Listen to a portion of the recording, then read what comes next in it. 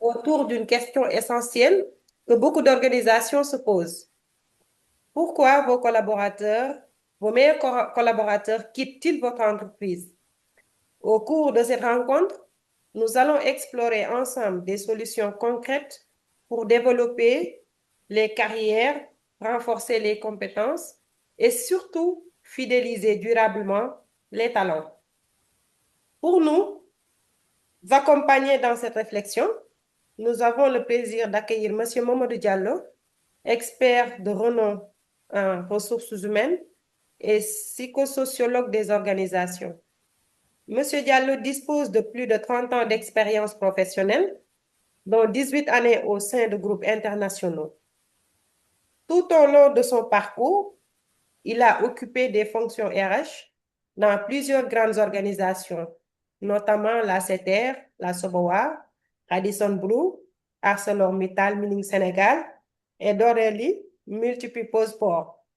Son expertise couvre un large champ des ressources humaines, notamment la gestion des carrières et des talents, la GPEC, l'ingénierie de la formation, le recrutement, les politiques de rémunération, la marque employeur, la qualité de vie au travail, ainsi que le management de la performance. Durant les 90 prochaines minutes, nous échangerons sur des sujets clés tels que les causes de départ des talents, la construction de parcours professionnels attractifs, le développement des compétences stratégiques, ainsi que les pratiques RH qui favorisent l'engagement et la fidélisation. Avant de commencer, n'hésitez pas à poser vos questions dans l'espace de discussion. Un temps sera dédié aux échanges et aux questions-réponses. Sans plus tarder, j'ai le plaisir de donner la parole à M. Diallo. Monsieur Diallo, merci. Merci d'avoir accepté notre invitation et bienvenue à ce webinaire ITTE. La parole est à vous. Bonjour à tout le monde. Bonjour Tchane et bonjour à toute l'équipe ITTE. Donc, en commençant par la direction générale. Donc, vous remercier encore de l'opportunité que vous me donnez pour échanger. J'allais même pas dire sur un sujet, mais sur des sujets vastes RH en même temps. Je disais à Tchane tout à l'heure, hier soir, je me suis couché à 3 heures du matin parce que j'ai eu du mal à circonscrire le sujet. Tellement sur les aspects qui avaient été énumérés, il y a des choses à dire.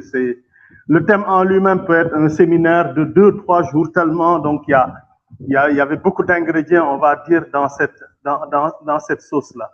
Je ne sais pas si on devrait l'appeler du supukanja ou du sakasaka, ou tellement on avait donc de bonnes choses dedans. Mais en tout cas, merci toujours à l'ITTE, donc avec qui donc même on est en partenariat depuis maintenant un certain temps, on se rappelle même plus du début, tellement ça fait longtemps, et c'est toujours un plaisir donc d'échanger et de collaborer avec eux. Je remercie aussi l'assistance donc par rapport à leur présence donc au niveau de ce webinaire pour lequel on va essayer vraiment donc comme je le disais tout à l'heure, de circonscrire le sujet. Donc j'ai à peu près une 40aine de slides. Sur certains slides, je devrais aller assez vite pour qu'on puisse, on va dire, respecter le timing qui a été donc prévu pour ce webinaire. Mais donc c'était vraiment pour ne pas avoir à chaque fois que j'essaie d'enlever un slide, je me dis mais tiens, je risque de laisser quelque chose en rade, je vais le garder en mémoire, etc. Donc voilà, mais bon, comme je disais tout à l'heure, donc sur certains slides, je devrais aller vite. Donc si tout le monde est prêt, bien assis sur son fauteuil ou sur sa chaise, donc on va décoller. Voilà, donc l'intitulé lui-même était gestion des carrières et des compétences, mais derrière ce qu'on a recherché, donc c'est vraiment d'amener certains éléments qui permettraient déjà dès le début de voir nous RH dans nos pratiques quelconques, parfois les erreurs que nous faisons, qui peuvent contribuer à faire partir donc les meilleurs chez nous, mais aussi quels sont les outils qu'on pourrait éventuellement utiliser de sorte à pouvoir retenir, cas dans la mesure du possible, hein, parce que parfois on est confronté à des situations où c'est quasiment impossible de retenir le talent. Je veux dire, même si vous en avez l'envie, même si vous comprenez les enjeux, parfois les circonstances font que c'est très, très difficile de retenir la personne. Moi, j'ai l'habitude de dire, donc parfois à certains managers qui viennent me dire, ah, mais ce collaborateur-là, je ne peux pas le laisser partir parce que ceci, parce que cela, etc. Je dis, mais déjà, quand on dit ça, c'est que quelque part, on a failli. Nous, managers ou nous, RH, avons failli sur l'anticipation. Parce que quand on anticipe, ça veut dire qu'on y reviendra un peu plus tard derrière. On a quand même mis en place un certain nombre de dispositifs qui devraient permettre donc, même si un remplacement n'est pas identifié et qu'il est tout de suite opérationnel, mais on l'a déjà identifié et qu'il a les capacités très rapidement de prendre la dimension du poste et de pouvoir remplacer donc la personne qui partirait. Donc, quelqu'un qui vient, qui vous dit, bon, écoutez, moi, on m'a fait une offre tellement alléchante que je ne peux pas la refuser, ben, implicitement, cette personne est en train de vous dire, mais ce qu'on m'offre, vous n'aurez jamais la capacité de me l'offrir. Et dans la mesure où on n'aura jamais la capacité de lui offrir ça, parce que parfois, en le faisant, on déstructure complètement donc toute notre grille salariale ou tous nos éléments en termes d'avantages, en termes de positionnement, etc., qu'il vaut mieux laisser cette personne partir que de la retenir et de créer encore énormément donc, de mécontents au sein donc, de nos organisations. Donc voilà, en guise d'introduction, c'est un peu ce qu'on voulait dire.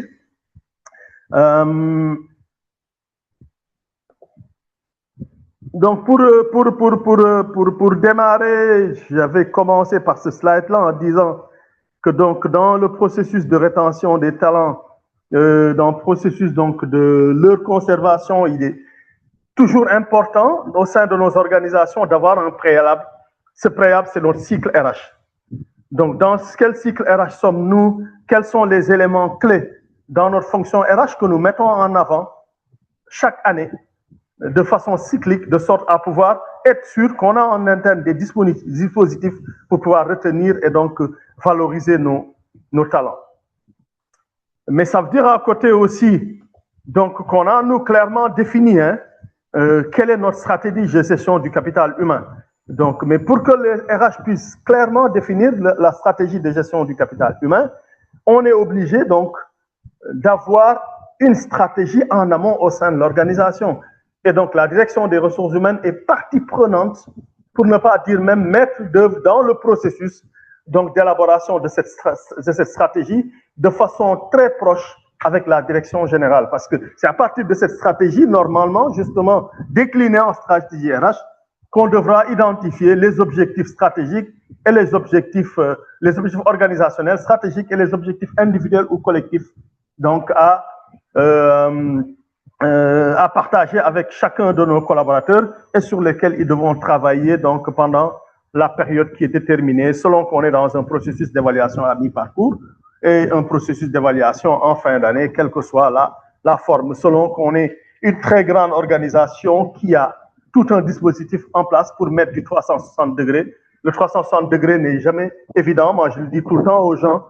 C'est quelque chose d'intéressant, mais il faut pouvoir avoir l'effectif, les outils, l'ouverture, le réseau pour pouvoir le faire parce que l'évaluation va au-delà de l'entreprise. Ça va concerner les parties prenantes, ça va concerner les parties les partenaires. Je dis juste un exemple. Si on devait faire du 360 degrés pour un DRH, donc, il faudra interroger l'inspection du travail pour savoir, par exemple, est-ce que tous les contrats de travail qu'on amène là-bas, c'est des contrats qui sont toujours nickel, bien élaborés, il n'y a pas d'erreur, donc tous les paramètres du contrat sont respectés, donc les salaires minimaux, donc il n'y a pas d'erreur dessus, donc tous les éléments de rémunération ont bien été distingués, etc., etc.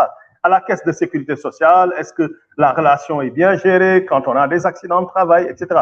Donc tout ça fera partie. L'impôt, est-ce que les VRS, BRS sont bien calculés, etc. Donc tout ça fera partie du dispositif d'évaluation. Donc vous voyez l'enjeu d'aller vers du 360 degrés. Et c'est pour ça que c'est certaines grosses organisations qui le font. Et en général, quand elles le font, donc elles le limitent souvent au top management ou à l'exécutif. Voilà, donc dans la première partie, l'intitulé, c'est comprendre les véritables causes de départ des talents. Donc, je ne prétendrai pas à ce niveau-là, donc, avoir circonscrit l'ensemble des causes, mais en tout cas, ceux qui m'ont semblé les plus pertinents, ceux qui me sont revenus, en tout cas, pendant cet exercice de préparation de ce webinaire-là, c'est ceux-là que je voudrais partager avec vous. Donc, si durant les questions-réponses, il y a d'autres inputs, d'autres contributions, elles seront donc les bienvenues. Mais juste savoir que les salariés ont toujours des attentes vis-à-vis de l'organisation, de la même manière que l'organisation a aussi des attentes vis-à-vis donc de ses salariés. Et les attentes donc des salariés vis-à-vis de l'organisation en rapport donc avec la thématique, c'est souvent donc des parcours professionnels clairs et de l'exposition. Donc quand on est talentueux, on veut qu'on soit valorisé, on veut que notre supérieur hiérarchique nous mette en avant, qu'il montre à tout le monde que c'est nous qui sommes à l'origine du travail ou c'est nous qui avons énormément contribué à ce travail-là. Les talents ont besoin de ça. Donc, ils ont besoin d'être les patrons, quelque part après les patrons. On le voit, hein, l'exemple patent que je donne souvent, c'est le football. Bon, au Sénégal, on voit le rôle quand même que Sadio Mané joue donc au niveau de l'équipe. Un Messi, c'est pareil. Un Cristiano Ronaldo, c'est pareil. Un Papin, je dis un Papin, ça fait longtemps. Un Mapin plutôt. Bon, lapsus révélateur pour nous les anciens. Peut-être que les jeunes ne connaissent pas Papin, mais nous les anciens avons connu Papin en France. Donc la consonance faisant, voilà. Donc Mbappé plutôt, donc qui, voilà, on voit aujourd'hui le rôle qu'il joue, donc pour s'ériger en patron, ce qui a valu même des surnoms pour ceux qui suivent évidemment bien le foot. Donc, ils ont besoin d'un parcours professionnel clair et de l'exposition. Ils ont besoin d'opportunités d'évolution parce que très rapidement, ils peuvent circonscrire le travail qu'ils font. Très rapidement, ils peuvent avoir une très bonne maîtrise de ce qu'ils font. Et si on n'a pas des chemins clairs, donc en termes de carrière, ils peuvent très vite s'ennuyer et vouloir faire autre chose. Ils ont besoin d'être reconnus, ils ont besoin d'une rémunération qui est donc équitable par rapport au niveau de leur contribution. Donc, ils ont besoin d'une garantie d'employabilité, donc assez souvent d'être formés, d'être développés, d'être challengés, et donc d'adaptabilité donc par rapport aux évolutions de l'organisation, de la technologie, et évidemment une meilleure qualité de vie au travail. L'IA va aider de plus en plus. On y reviendra sur la partie formation très rapidement. Voilà, donc c'est parce qu'ils auront besoin de faire très vite les choses. C'est la génération Oméga plutôt, c'est la génération Z. Donc, ils ont besoin de socialiser, ils ont besoin de quitter tôt le bureau pour aller retrouver leurs amis, prendre un verre, échanger, etc., etc. Et ça, nous, RH, devons l'intégrer, évidemment. Donc, les attentes des organisations, donc vis-à-vis des salariés, c'est plus de production et plus de qualité, pour ne pas dire plus de performance. Donc, dans moins de délais, donc dans des délais plus courts, surtout avec donc l'IA qui va devenir de plus en plus un assistant. Et nous, RH, on ne peut pas échapper à ce phénomène. Donc, plus de capacité à interpréter et traiter l'information. On est dans un monde de big data. Donc, et les RH doivent être des data-driven. J'entends souvent dans certains séminaires, certaines personnes dire data-driven. J'en profite pour rectifier. Donc, c'est un verbe irrégulier en anglais. Donc, c'est vrai que le verbe, c'est to drive. Mais dès qu'on parle, donc, participe présent, on ne parle plus de drive, on parle de driven. Donc, c'est des data-driven. Donc, ils sont orientés, donc, vers les, comment dirais-je, donc, vers les données. Donc, diagnostiquer, faire face aux aléas, s'impliquer, mobiliser ses savoirs dans les situations professionnelles, donc les plus complexes, parce que les situations de nos organisations ne vont pas changer en termes de niveau de complexité. Ces dernières années, les travaux qui ont été faits pour recenser les soft skills les plus importants mettent en pole position la capacité des RH, des managers, à pouvoir résoudre des problèmes complexes. Et l'environnement dans lequel on évolue, qui devient de plus en plus VICA, qui devient de plus en plus banni, donc contribue à davantage complexifier nos organisations et le travail que nous faisons.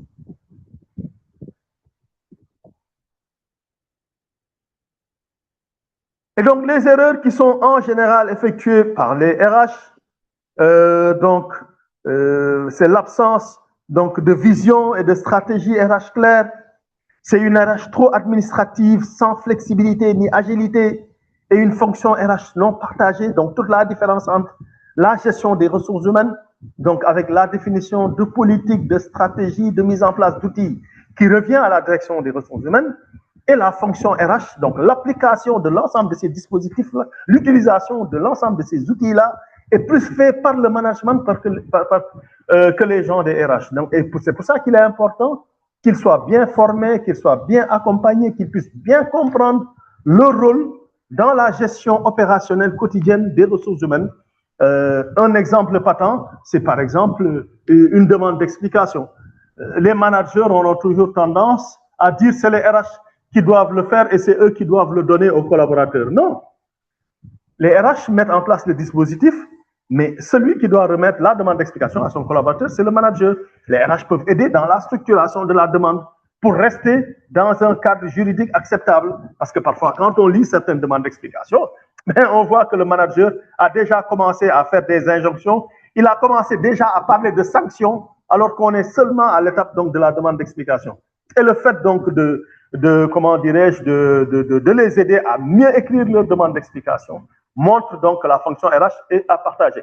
Maintenant, quand il s'agira de sanctionner parce qu'on a supposé que la faute était suffisamment conséquente pour mériter une sanction, mais à ce moment-là, les RH viennent aussi en tant que conseillers. Selon que la sanction a fait plus de 6 mois ou non, selon les gradations à respecter, donc de l'avertissement verbal, de la réprimande, jusqu'à une mise à pied de 8 jours et un licenciement, mais il y a un échelonnement à faire, il y a des choses à respecter, et là-dessus, les RH peuvent venir donc en support. L'opacité dans le processus d'évaluation et les critères d'allocation de bonus liés à des performances, des objectifs qui ne sont pas SMART. Donc, je rajoute toujours un ER à ce concept donc, de SMART pour intégrer 2 dimensions. Une dimension liée à l'écologie ou à l'équité et une autre dimension liée, donc, puisque le concept est anglais, au recording, au fait qu'aujourd'hui, avec la technologie, on a la possibilité donc de ne pas écrire sur papier des objectifs. On a la possibilité d'avoir des dispositifs, des systèmes d'évaluation qui sont totalement en ligne avec un workflow et qui permet d'avoir les objectifs intégrés directement dans le système et suivis, monitorés. Donc, collectif ou individuel, selon le système qui est mis en place dans l'organisation. L'absence de baromètre social qui mesure le niveau d'engagement et l'ignorance du ressenti des collaborateurs. Donc, conserver les profils évolutifs trop longtemps sur un même poste, l'opacité dans le système de rémunération et l'ignorance donc de la notion de rétribution globale qui dépasse le simple aspect pécuniaire, salarial, la promesse employeur qui est différente de la réalité employeur. Quand on vous recrute, on vous vend des choses, vous arrivez dans l'organisation, vous vous rendez compte que c'est totalement différent. L'absence de reconnaissance des meilleurs, le close door policy, donc où les RH sont enfermés dans leur bureau. Moi, j'ai entendu dans certaines organisations, surtout les gens de la paye, heureusement, maintenant avec la technologie, avec l'IA qui va arriver, donc le traitement de la paye va être plus rapide, mais dans certaines organisations, à l'époque, ils s'enfermaient pendant une semaine pour dire aux salariés, il ne faut pas venir nous déranger, on fait la paye. Heureusement, c'est une autre époque. Donc, le close door policy, donc, on devait être plutôt dans le contraire, donc de l'open door policy, et la distanciation avec les salariés et managers. La différence entre le close door policy et la distanciation avec les salariés et les managers, c'est que dans le close door policy, les employés quittent là où ils sont, donc pour venir vers les RH. Mais de la même manière, les RH ne devraient pas être toujours dans leur bureau. De temps en temps, ils doivent être ce que les anglo-saxons appellent des floor go-getters. Donc, ils doivent sortir de leur bureau, aller rencontrer donc les collaborateurs, aller sur les espaces de travail, qu'on soit dans des industries. Il faut aller visiter l'usine de temps en temps, regarder comment les collaborateurs sont assis, regarder l'outil de travail, regarder de temps en temps avec le médecin du travail. Donc, faire ce qu'on appelle le tiers-temps. Regarder les espaces de travail, regarder l'ergonomie du travail, regarder des zones à risque, les identifier, mettre en place des plans, etc. Donc, il faut que les RH sortent de leur bureau et donc aille vers les managers, aille vers les collaborateurs. Donc, c'est en somme l'ensemble de ces comportements-là. Vous pourrez en rajouter d'autres après, donc à éviter. Les signaux faibles, donc c'est souvent des souhaits d'évolution de carrière qui reviennent assez souvent. Ça montre que quand même, donc les collaborateurs ont besoin de bouger, donc mais qu'ils n'ont pas de possibilité de bouger. On pourra revenir après sur des solutions à travers les questions. Donc la perte du sens au niveau du travail, qui peut parfois créer ce qu'on appelle un autre concept en extension donc du burn-out, donc qui est le brown-out, donc après le stress, donc la perte de sens au niveau du travail, la participation faible aux événements de l'entreprise. Une fois, un ami m'a raconté, il n'était pas RH, mais il s'intéresse aux questions RH, donc que les collaborateurs de l'entreprise étaient tellement fâchés, talent ou pas talent, hein, donc que quand il y a eu une fête donc de l'entreprise, ils sont allés dans un très grand hôtel de la place, louer un très grand espace, dispositif, etc. Seulement 10% des collaborateurs sont venus à cette manifestation. Ça, c'est des signaux. Donc, ça veut dire qu'il y a quand même quelque chose qui ne va pas et qui fait que donc l'implication, l'engagement donc des salariés s'effrite et est notable, donc voilà, et de manière visible. Des critiques fréquentes des RH ou du management, une connexion fréquente sur les sites de recrutement pour chercher un emploi qui était une opportunité. Parfois, en tant que manager, vous venez, vous voyez que votre collaborateur vient de cliquer pour faire baisser donc la page où il était, parce que justement, voilà, il était sur un site qui n'avait pas un rapport avec son travail, il n'avait pas envie qu'on puisse voir c'était quel site. Le temps de travail réduit, donc où les gens sont dans parfois du présentéisme, ils sont là, mais ils réduisent la valeur, ou bien donc on sent des retards répétés, ou parfois à 17 heures, donc quand on regarde à travers la fenêtre, donc si en tant que DRH par exemple, notre bureau donne sur le parking, on voit qu'à 17h05, la plupart des collaborateurs rentrent dans leur voiture pour rentrer chez eux. Ça, c'est des signaux aussi, donc pour montrer que l'envie baisse de plus en plus. Et des souhaits fréquents d'augmentation de salaire répétés. Voilà. Donc, on a voulu partager ces signaux faibles-là, il y en aura peut-être d'autres aussi. Mais voilà, donc ceux en tout cas qui nous sont venus à l'esprit à travers différentes expériences. Donc, au niveau de la partie 2, donc construire une politique de gestion donc efficace, de gestion des carrières efficaces. Donc, ça nous ramène à pouvoir définir donc des parcours professionnels. Donc, ces parcours peuvent différencier en fonction de la catégorie de salariés qu'on a et en fonction du moment. Donc, quand on dit du moment, par exemple, une nouvelle recrue, donc où dans son parcours va commencer avec tout le processus de recrutement.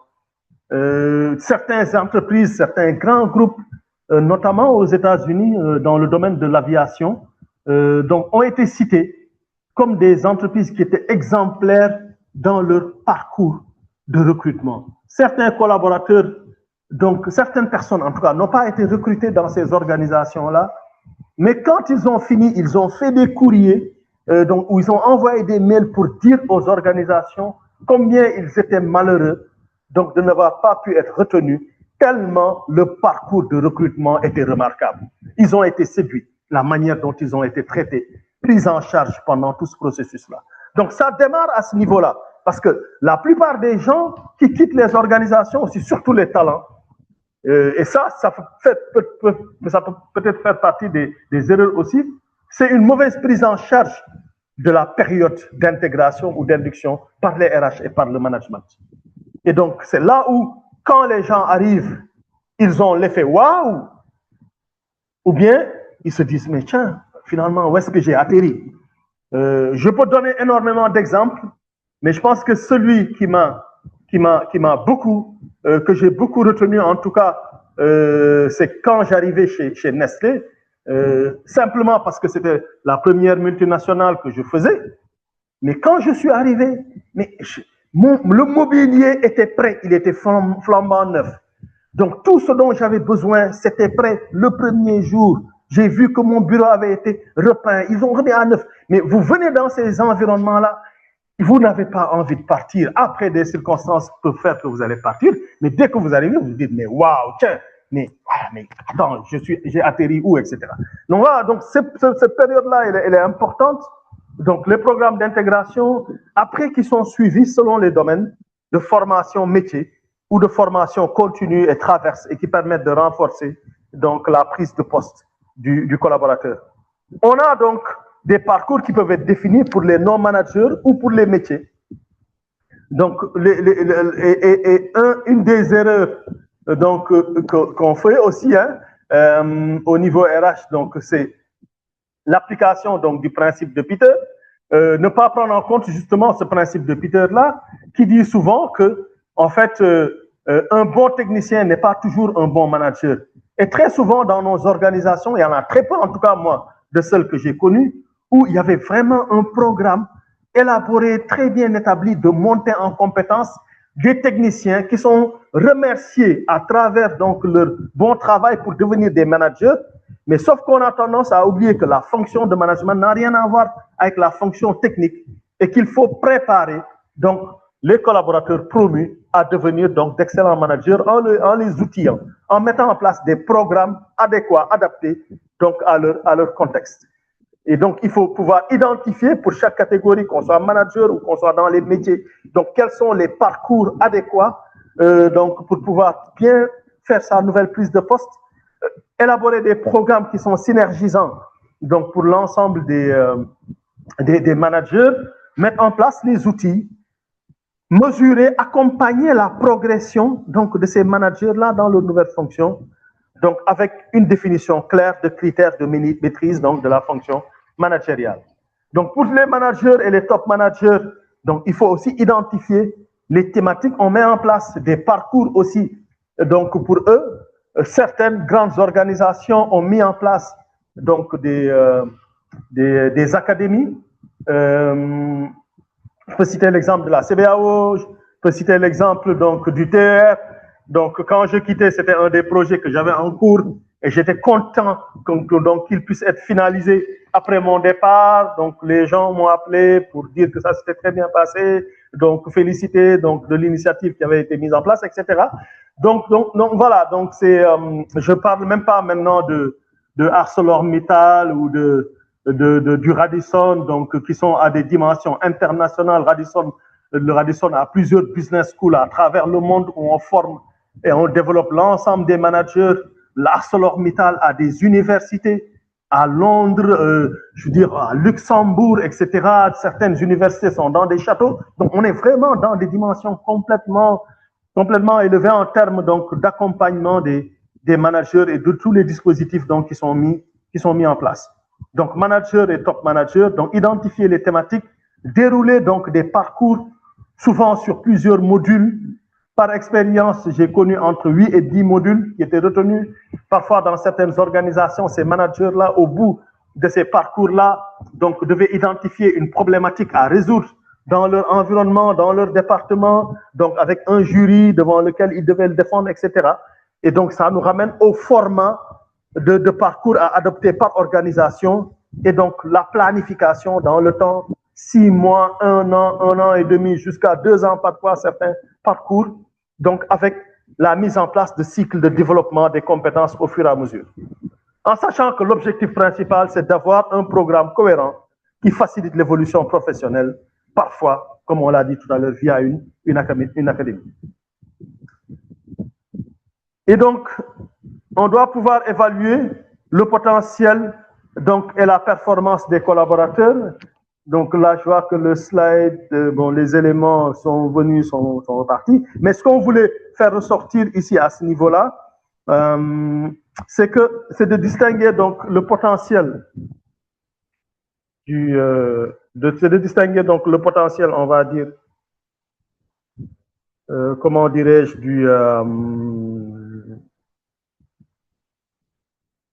de la performance, donc avec un potentiel qui veut dire donc la capacité donc de quelqu'un donc à pouvoir évoluer vers des positions plus importantes. Il a un profil évolutif, il a un profil très évolutif. Donc le timing qu'il faut prévoir est différent selon que le profil est très évolutif et le profil est évolutif, bien sûr, en fonction donc des opportunités de carrière qui vont se présenter, des vacances de poste, etc. Et donc, c'est le niveau de performance qui aidera donc à pouvoir valider donc cette évolution-là. On le verra un peu plus tard avec la matrice 9-box. Donc, et la corrélation des deux, du potentiel et de la performance, permet de positionner le talent à un niveau donc de la matrice. Donc, il y a des travaux qui ont été faits depuis un certain nombre de temps, donc par des chercheurs américains, donc qui se sont unis, donc avec d'autres chercheurs français, avec donc de grandes entreprises en France, dont EDF, GDF, Alcatel, Alstom, etc. Donc avec des instituts comme l'INSEAD. Et donc, leurs travaux ont permis d'identifier 11 facteurs qui permettent de distinguer les cadres à haut potentiel des managers qui ont de bons résultats dans leur activité, ce qu'ils ont appelé les solid performing managers. Donc, en sachant que l'idéal, donc, c'est bien sûr de se retrouver au centre du schéma qui va arriver. Et ce schéma, il est là. Donc, des critères pour repérer donc, les cadres à haut potentiel. Donc, c'est des gens qui sont toujours à la recherche en permanence d'occasions de développement. Ils sont capables de créer un environnement de travail interactif. Donc, ils savent collaborer. Ils se battent donc pour une amélioration continue des résultats. Donc, result-oriented. Ils sont doués d'un tempérament orienté donc vers l'action. Et donc, pour pouvoir détecter ces hauts potentiels-là, donc il y a un certain nombre d'étapes, donc de 1 à 6 qui pourraient être respectées. Donc, identifier déjà au sein de nos organisations les critères clés d'identification de nos hauts potentiels. On verra dans les slides à venir quelques exemples de critères. Repérer les contre-indications à un poste de haut potentiel, faire une revue régulière des hauts potentiels, valider les aptitudes nécessaires mais non identifiées à ce jour, développer les compétences clés donc, de ces hauts potentiels et élaborer donc, des plans de succession.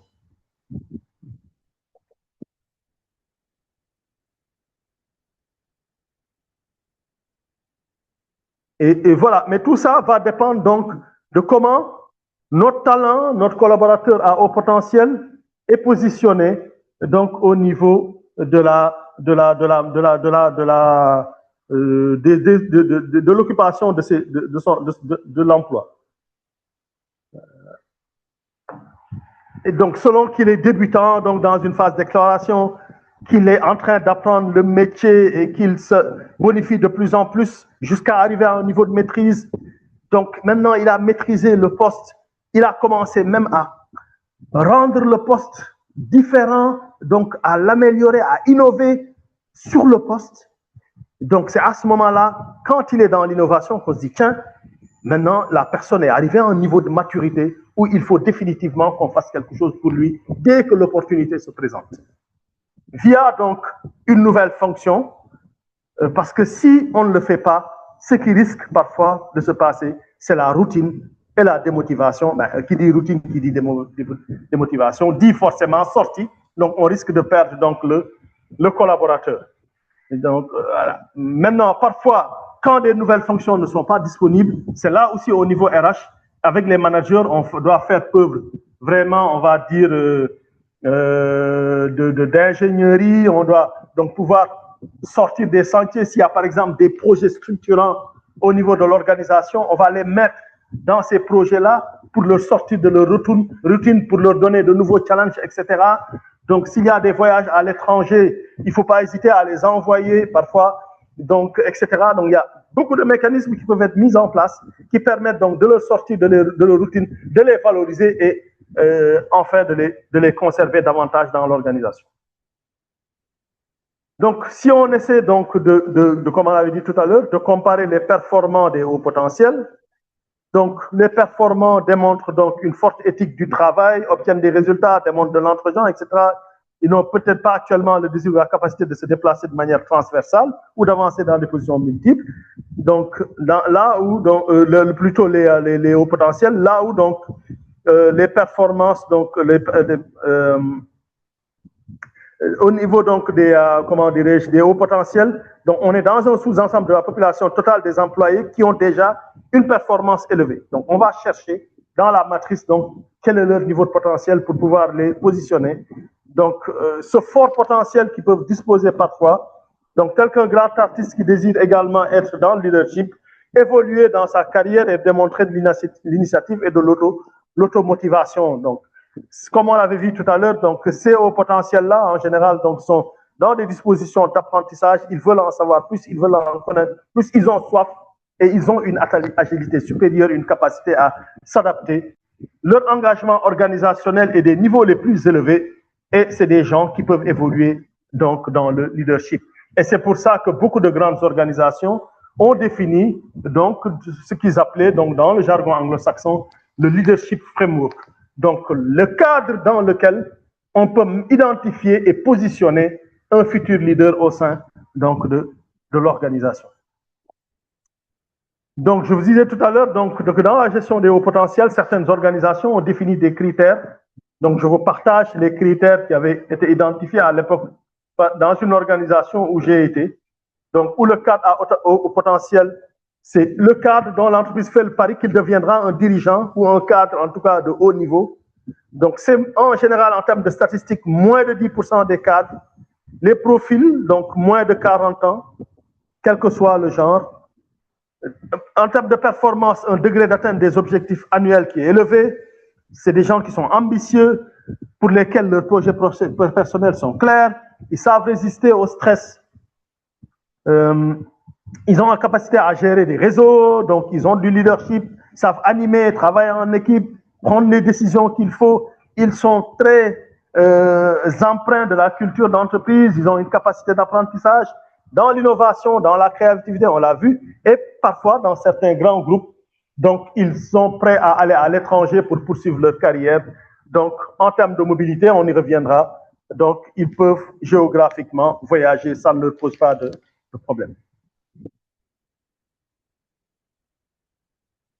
Et donc, tout à l'heure, donc, on avait parlé donc, du croisement de la performance et du potentiel qui peut ressortir donc, dans la matrice 9box, donc, où on a 9 cases, mais qui peut déterminer 4 typologies de collaborateurs.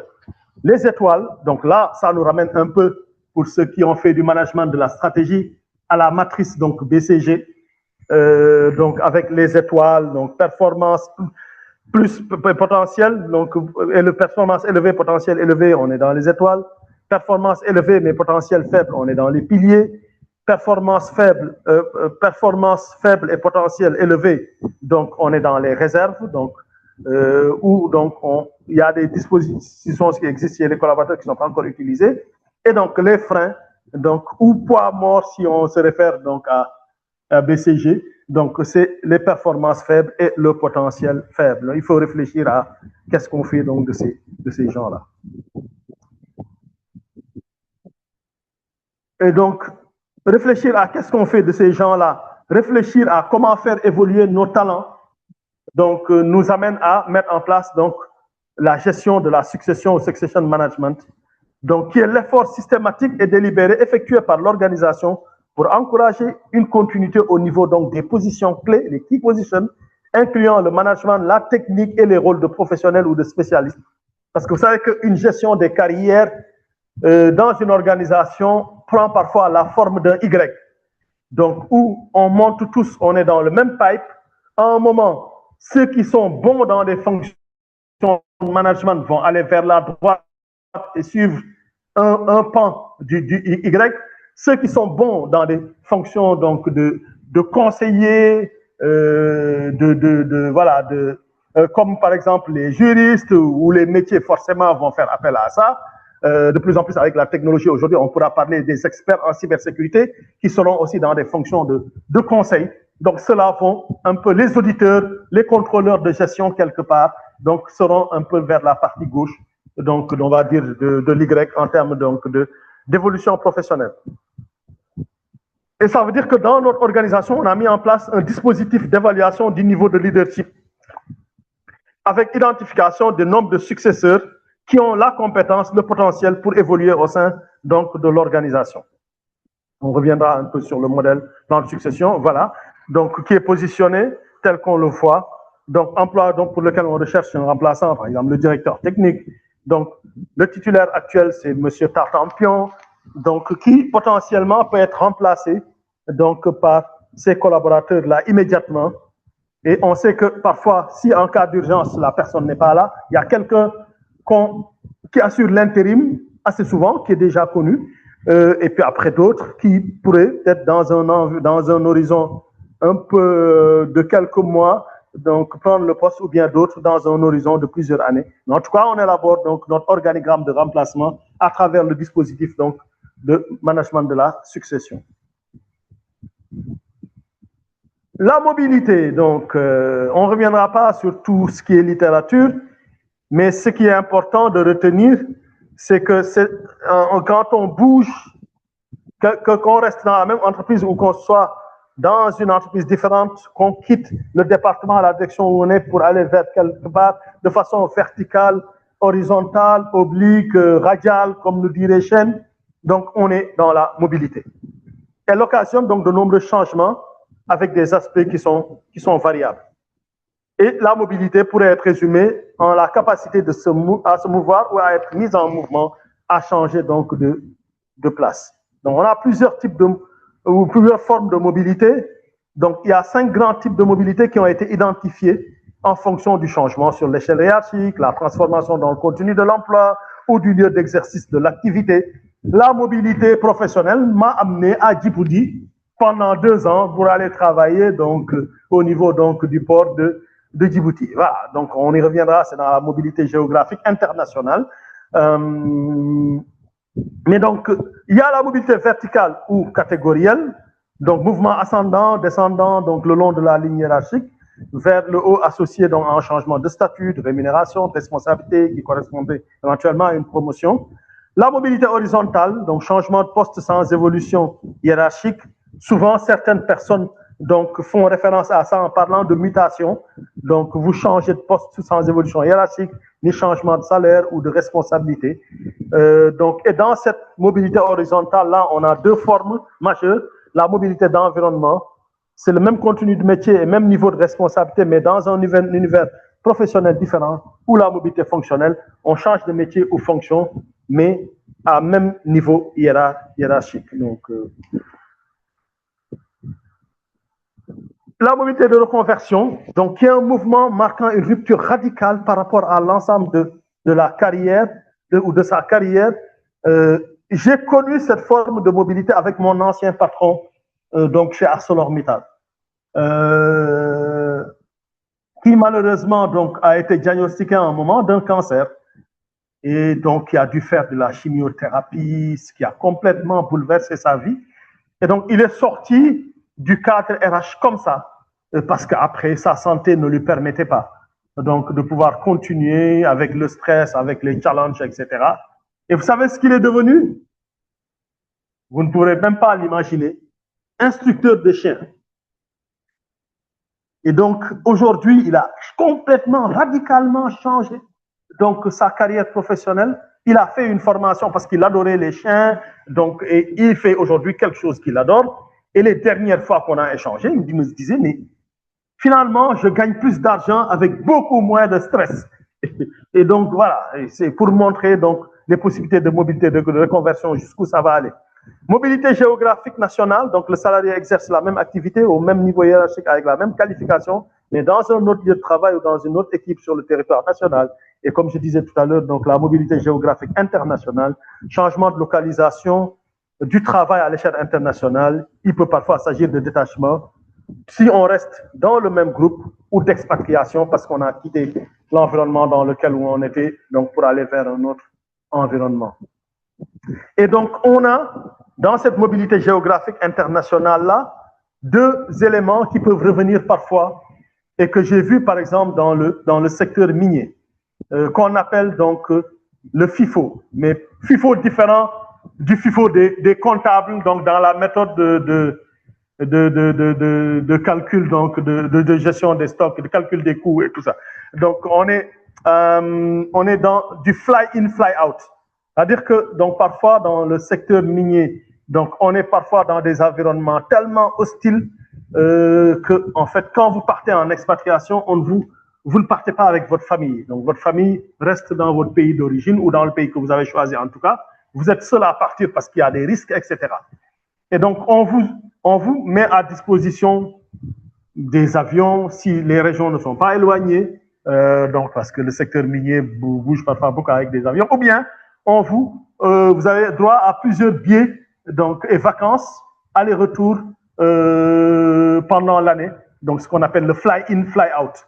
Donc, quand vous faites un certain nombre de temps, 2 mois, 3 mois, 2 mois et demi, donc vous venez pendant 2 semaines, par exemple, ou 3 semaines, retrouver votre famille et puis vous retournez, donc fly-in, fly-out. Donc, quand vous êtes dans des environnements où vous pouvez donc conduire un véhicule, environnement donc plus sécurisé, on va dire, vous êtes dans du DIDO, drive-in, drive-out, donc où vous pouvez donc bénéficier de vacances. À l'époque, donc quand on était à ArcelorMittal, on avait par exemple les gens qui étaient au niveau de la mine sur la frontière entre le Sénégal, le Mali et donc la Guinée-Bissau, donc qui avaient toujours 2 semaines de vacances après, surtout les géologues, les assistants géologues, etc., qui revenaient pendant 2 semaines à Dakar après 2 mois ou 2 mois et demi de travaux, justement, où c'était des travaux très pénibles parce que toute la journée, ils foraient et quand la machine de forage démarre, c'est 12 heures d'activité non-stop.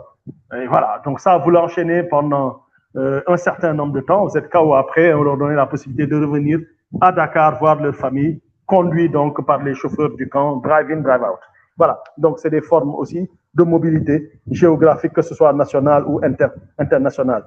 Donc il y a un autre auteur aussi, Chen, donc qui, depuis 1971, avait une vision complètement différente de la mobilité et lui avait intégré donc la dimension radiale dans les mobilités et à élaborer ce qu'on appelle aujourd'hui le cône de Chen. Et donc, pour lui, la mobilité aussi, c'est la capacité, donc j'allais dire, de certains talents à pouvoir être en gravitation, pour ne pas dire en lévitation, et se rapprocher, donc on va dire, du pouvoir central. Donc des salariés qui ont une forte capacité d'influence au niveau de leur organisation. Vous voyez Mbappé, tout le monde sait qu'il a une forte capacité d'influence dans l'équipe, etc. Donc, et qui sont les propres acteurs dans la construction de leur carrière.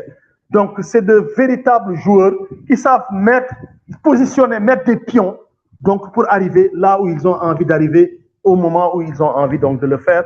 Donc, Chen a remarqué aussi cette dimension-là en termes donc de mobilité professionnelle. Voilà, donc la partie 3, on va essayer d'aller plus vite. Je pense qu'il doit me rester à peu près une dizaine ou 15 minutes dans l'heure qui était prévue. Donc, dans la gestion donc dans le développement des compétences stratégiques de l'entreprise, il est important donc que chaque organisation puisse définir, comme je l'avais dit en amont, sa stratégie d'affaires et que donc quelle est ma stratégie moi? Est-ce que c'est une stratégie de domination par les coûts? Est-ce que c'est une stratégie donc de comment on va dire de différenciation par les prix, etc.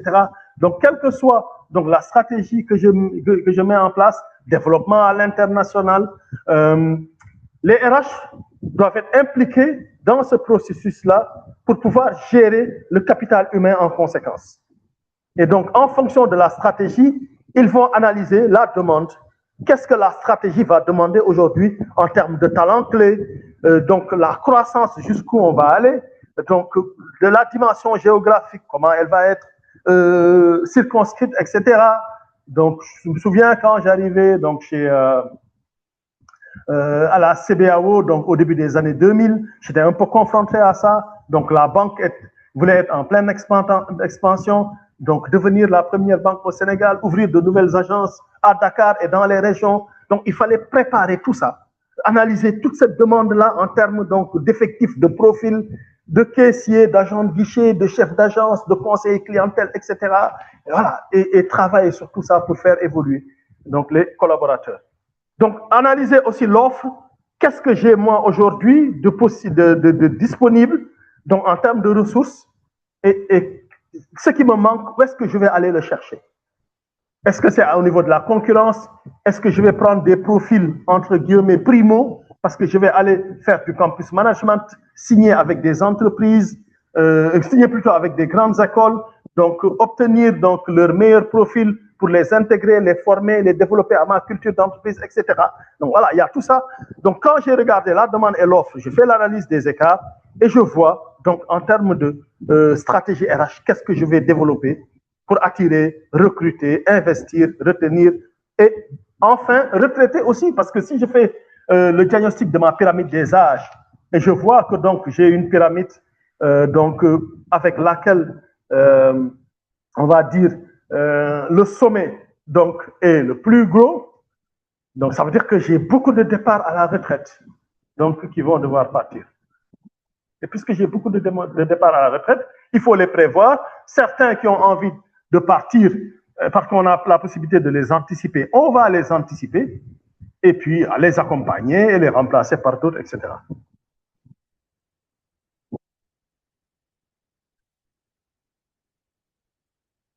Et ça amène aussi au sein de l'organisation le positionnement de ce qu'on appelle le HRBP, Human Resource Business Partner. On a parlé de stratégie, on a parlé d'adaptation de stratégie, mais ceux qui la mettent en œuvre au sein des différentes entités, des différentes fonctions, c'est les business partners.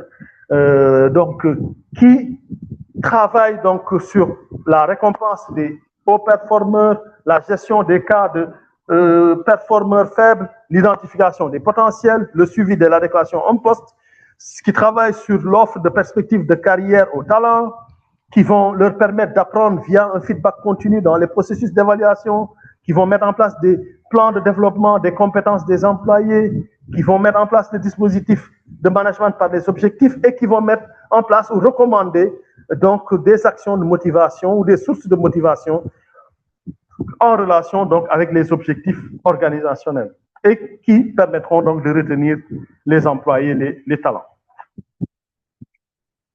La cartographie nous permet en général de déterminer donc ce qu'on appelle donc en général le référentiel des compétences ou la grille donc de compétences donc des collaborateurs. La méthode adaptée donc et on va dire inspirée des travaux donc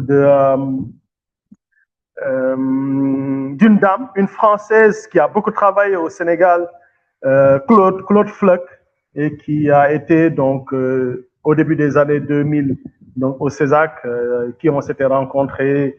Et donc ce qui était intéressant, donc c'était de voir donc déjà son approche en 4 domaines, donc que j'appelle moi souvent la Torah, donc parce que c'est les compétences techniques, Torah T comme technique, O comme organisation, R comme relationnel, A comme adaptation, et qui permet donc avec ce concept de Torah-là, qui renvoie à quelque chose de sacré, donc de pouvoir véritablement retenir donc cette approche-là, et qui permet d'identifier déjà au départ le niveau requis de compétences pour chaque poste, qu'on appelle communément la cible.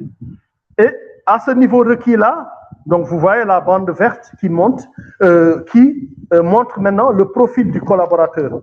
Et à travers donc la différenciation entre la cible, qui est le niveau requis, et le profil du collaborateur, on peut identifier donc des actions de formation, des actions de développement des compétences donc du collaborateur. Et on élabore donc des plans de développement des compétences donc qui peuvent faire ressortir le domaine d'expertise actuel du collaborateur, donc qui est le titulaire donc de la fonction, quel âge il a. Donc si on a un système d'évaluation qui permet d'évaluer le potentiel et la performance, la note du potentiel va en général donc de 1 à 5. On pourra évaluer son potentiel et le positionner. Sa performance de 1 à 5 dans les critères de performance définis, on pourra aussi l'évaluer, corréler les deux. Ça nous permettra de dire oui, il a un profil évolutif ou non, il n'a pas de profil évolutif. C'est quoi sa date de naissance pour le positionner dans la pyramide des âges? Donc, combien d'années il a fait dans le poste actuel pour voir est-ce qu'il est vraiment urgent qu'il puisse évoluer. Donc, quelles sont les évolutions possibles pour lui? Donc, son niveau de compétence actuelle résumé, donc il est en position de confirmer dans la grille, mais on souhaite aller d'un cran pour qu'il soit à un niveau de maîtrise, dans quel domaine spécifique, etc. Et après, on pourra mettre donc des commentaires. Et dans ce processus aussi de développement des compétences, le métier de responsable de la formation est en train d'évoluer avec la gestion des talents, avec les concepts de HR, BP, où le responsable de formation devient aussi un partenaire stratégique. Donc, qui est un investisseur sur l'humain, mais un investissement réfléchi pour pouvoir avoir un retour sur investissement et donc faire évoluer les compétences de l'organisation et des collaborateurs.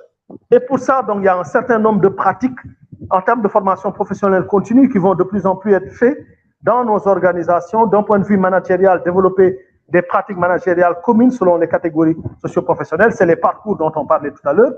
Des pratiques groupes où on transfère donc les meilleures pratiques, des formations métiers permettant de renforcer les compétences et un développement personnel pour mieux se connaître et progresser dans les relations donc avec les autres, et ce qui implique de plus en plus que beaucoup d'organisations font du coaching pour leurs talents, donc de sorte à pouvoir leur permettre de mieux se connaître et les aider à évoluer donc au sein des organisations.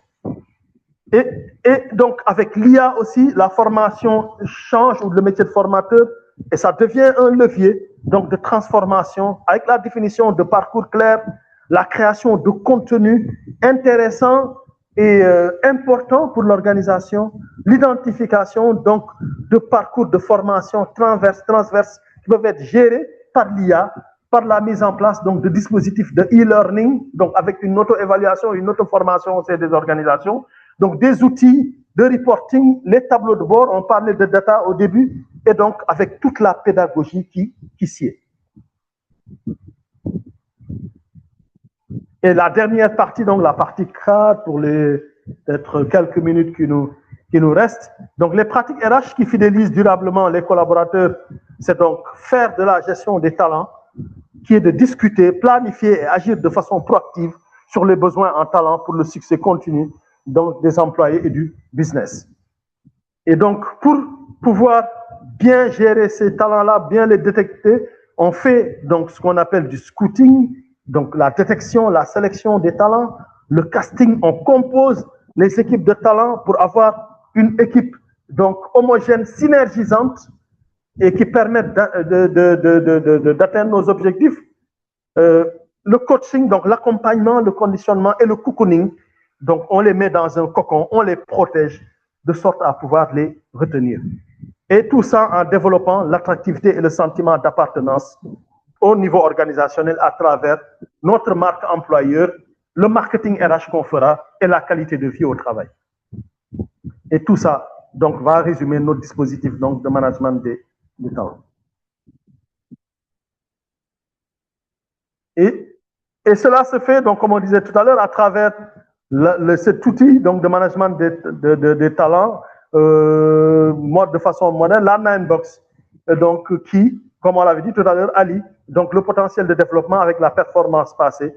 Et donc, selon que le niveau de performance est faible, moyen ou élevé, idem donc pour le niveau donc, le potentiel de développement, on aura donc positionné des collaborateurs donc, dans cette matrice-là. Et donc, pour nos talents aussi, si on a besoin de les sécuriser, mais en général, sécuriser notre capital humain. Et donc, on met en place un dispositif donc, qui permet de vérifier pour nos talents leurs aspirations, leurs besoins d'évolution, donc leur capacité à pouvoir évoluer et le niveau d'engagement. Et donc, quand on prend les trois termes en termes d'acronymes, on peut avoir ACE. Donc, pour ceux qui connaissent le tennis ou jouent au tennis, donc ils savent que le ace, c'est le coup gagnant donc, en tennis. Et donc, plus un joueur de tennis a un excellent service, le ace, plus il peut gagner de matchs et de tournois, parce qu'au moins, il sécurise ses jeux et il va chercher donc à gagner le jeu de l'adversaire pour pouvoir gagner donc, le set. Voilà, donc, et ces talents-là, donc, pour avoir des coups gagnants avec eux, il faut réfléchir sur l'ensemble de ces paramètres. Mettre en place déjà un dispositif. Donc, talent mapping, les talent pools, savoir identifier les hypos, les hyper, identifier les positions clés, mettre en place des plans de succession, réfléchir par rapport à nos capacités financières et par rapport à ce que le marché offre. Donc, quelle rémunération pour mes talents? Est-ce que je vais m'arrêter au maxi normal ou au maxi donc, des classes selon donc, les métiers? Quelle stratégie je vais adopter? Ce qu'on appelle communément les 4M. C'est au moment où je vais payer, au moment où l'individu fait sa performance, ou bien je diffère le paiement. Voilà, donc le mode, est-ce qu'il est fixe ou variable? les moyens, est-ce que c'est en espèces ou en nature, en sachant que maintenant on a aussi donc les Orange Money et Wave qui peuvent permettre de payer aussi. Donc la méthode, est-ce qu'elle est collective ou individualisée? Et quels éléments on va véritablement considérer? Est-ce que davantage le potentiel, davantage la contribution, pour quel soft skill et quelle valeur organisationnelle? Voilà, et ça nous permettra donc de réfléchir sur comment on va attirer, retenir et assurer un développement continu donc de nos meilleurs talents. Et donc, il faut savoir les reconnaître aussi à travers des systèmes de récompense, des éloges en privé ou en public, des félicitations écrites, publiées, donc plus d'autonomie, plus de délégation parce qu'ils en veulent plus, une augmentation de salaire substantielle, la promotion, donc la nomination, par exemple, de meilleur employé de l'année avec la photo qui est affichée au sein de l'entreprise, donc avec la prime qui va avec, les éléments dans son dossier, etc. Donc l'engagement des collaborateurs aussi pourrait donc permettre d'arriver donc à avoir distingué en tout cas chez nos collaborateurs engagés donc de la fierté et de la motivation, la confiance au futur de l'organisation et que ces collaborateurs puissent d'eux-mêmes se positionner en ambassadeurs dans les réseaux sociaux, donc faire des capsules, donc les petites vidéos de quelques minutes, donc et parler de leur environnement de travail où ils se sentent bien, où pour eux le travail a du sens.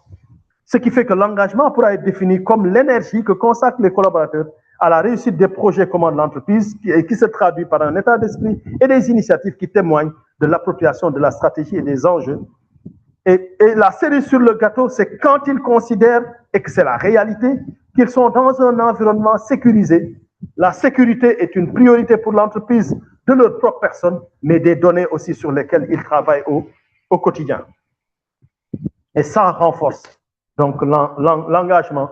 Et dans les perspectives d'évolution, donc on mettra dans les plans de succession qu'on a élaborés ce type donc de fichier Excel ou dans des systèmes qui va reprendre donc le métier de l'individu, sa fonction, sa direction, donc le nom du titulaire, nom, prénom, le poste qu'il occupe, le profil du poste. Bon, on revient sur ces caractéristiques personnelles. Donc, quel poste on envisage pour lui en termes d'évolution? On assimile aussi l'organigramme de remplacement. Quels sont les remplacements possibles? Les remplaçants possibles pour lui, donc citer 3 noms, par exemple, personnes qui pourraient éventuellement donc le remplacer en partant donc de l'organigramme de remplacement avec pour chacun le commentaire, il est prêt tout de suite, l'autre n'est pas encore prêt, il lui faut développer telle chose, etc. Et l'autre, ce sera dans un environnement un peu plus lointain.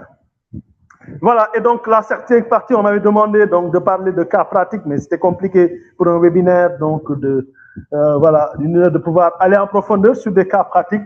Mais en tout cas, donc en termes de pratique, ce que je peux dire, c'est donc d'avoir un outil pareil, excusez-moi, donc qui permet donc de pouvoir distinguer donc quel que soit le métier, donc les niveaux de compétences de débutant, confirmé, maîtrise à expert. Ça nous renvoie donc à la cartographie, au référentiel de compétences. Et il est important donc de pouvoir positionner, par exemple, les talents ou les managers qu'on a dans l'organisation par rapport donc à des domaines spécifiques où on a besoin donc qu'ils renforcent leur talent et identifier donc leur niveau donc de talent. Et donc, pour terminer, en termes donc de meilleures pratiques en gestion des talents, on passe souvent par ces 3 étapes, donc la préparation, donc la mise en place de tout le dispositif qui doit nous permettre de gérer nos talents, calibrer, donc c'est important, dans les dispositifs d'évaluation, il arrive très souvent qu'à travers les biais de l'évaluation soit faite un peu n'importe comment, excusez-moi le terme, par nos managers. Il appartient donc au RH avec le top management, la direction générale, de mettre en place un dispositif de calibrage via donc les HRBP qui, eux, vont travailler à s'assurer que toutes les évaluations qui vont être présentées au niveau du comité de carrière ont été faites dans les règles de l'art et ne pas hésiter à challenger les managers pour avoir les bonnes évaluations parce que de ces évaluations pourraient découler un certain nombre de choses en termes d'évolution professionnelle. Et les résultats obtenus, on va les traiter donc pour arriver donc à des prises de décision sur l'évolution de carrière de nos collaborateurs. Donc, et dans le détail, on a tout ça. Bon, on n'y reviendra pas vu donc que le temps imparti est quasiment fini. Et voilà. Et donc, et enfin, finir avec le réseau critique du leadership. Donc, on a parlé tout à l'heure de calibrage qui nous permet de faire une revue de nos talents et de leurs évaluations. Comment on les fait transiter dans le pipeline pour qu'ils deviennent donc les, les NGL, les Next Generation Leaders, les plus futurs dirigeants, leaders de l'organisation. Comment, à travers ça, on va les développer, on va les coacher. Une organisation comme le Radisson, par exemple, avait des programmes entre 6 mois et 1 an. Donc, ou par exemple, si vous étiez un directeur qui avait le potentiel de devenir un DG, on vous formait sur plusieurs modules, donc de proactive leadership et d'executive leadership. Après, on vous envoie dans un grand hôtel avec un grand manager qui va vous accompagner pour voir dans la pratique ce que vous valez, après pouvoir confirmer votre capacité à devenir un directeur général ou pas. Voilà, donc chez ArcelorMittal, on vous envoie dans les universités avec les programmes qu'ils ont mis en place, du programme de pionnier, donc pour les primo-managers, à des programmes d'executive leadership. Donc, et élargir la portée des leaders à mi-parcours et développer ces leaders donc pour des rôles d'exécutif. Voilà, donc je vous remercie pour votre patience et pour votre écoute active. Donc, en sachant que l'objectif de tout ça, c'est de faire évoluer nos collaborateurs, de les retenir. Je vous remercie pour votre attention et je suis à l'attente de vos questions. Merci beaucoup, Monsieur Diallo. Présentation claire, limpide et encore une fois, merci pour la générosité. Nous avons eu pas mal d'outils pratiques pour nous permettre de garder nos talents et de les fidéliser. Alors, nous allons passer aux réponses des différentes questions que nous avons reçues. Vous pouvez poser vos questions dans le chat. On peut ouvrir le micro pour certains. S'il y Voilà. a des gens qui ont des questions, ils peuvent lever la main et ils ouvrent leur micro et poser leurs Absolument. questions. Monsieur Diallo va y répondre. Je pense qu'on a une vingtaine de minutes, Il pas nous plus. reste. Oui. Tout à fait. Donc, ouvrez vos micros, demandez la parole, posez les questions et Monsieur Diallo va y répondre. Merci.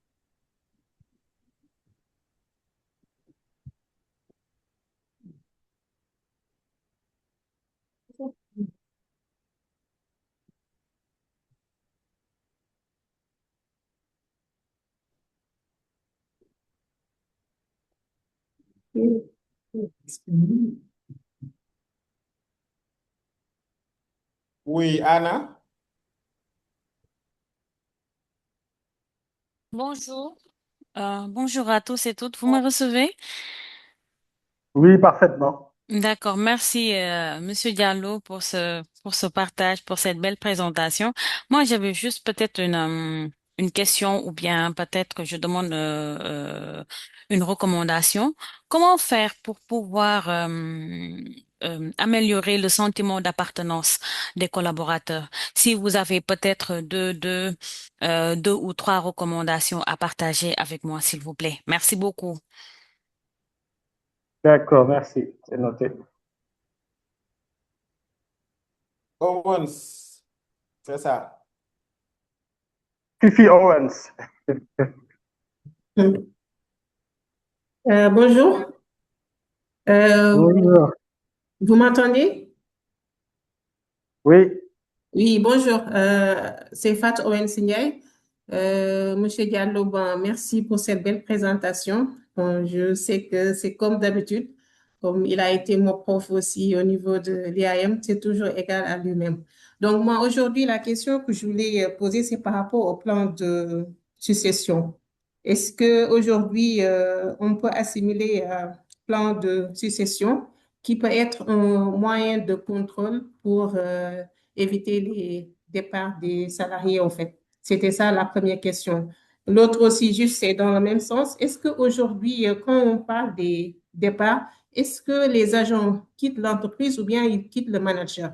Parce que parfois, on peut avoir des managers toxiques qui font que l'agent est prêt à partir, même s'il quitte, même si l'environnement est propice et tout ça, mais à cause de son manager, il n'évolue pas ou bien c'est des manques de considération qui font que l'agent préfère quitter l'entreprise à cause de son manager. C'est ça les deux questions. Merci. Merci, Stéphane Owens.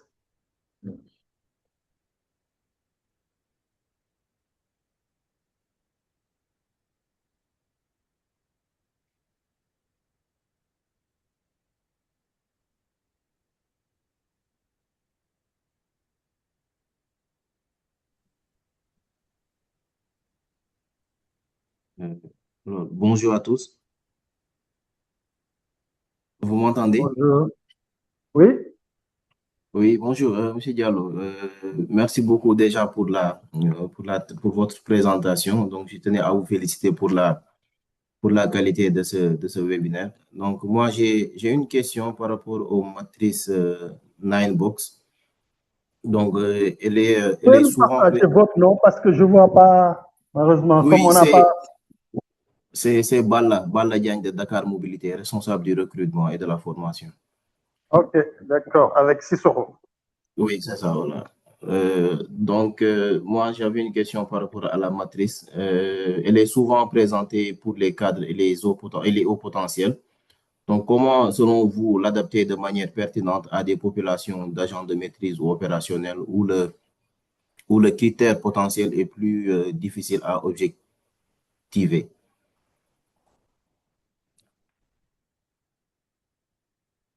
Ok, j'ai noté.